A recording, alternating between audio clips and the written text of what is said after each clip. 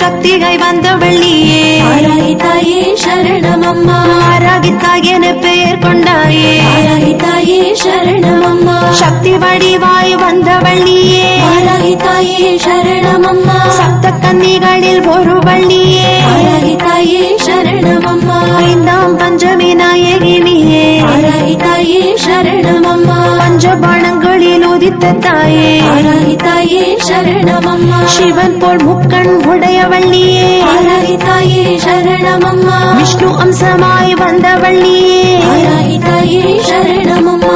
வாராகி அம்மா வாராகி நலம் தருவாள் வாராகி. வாராகி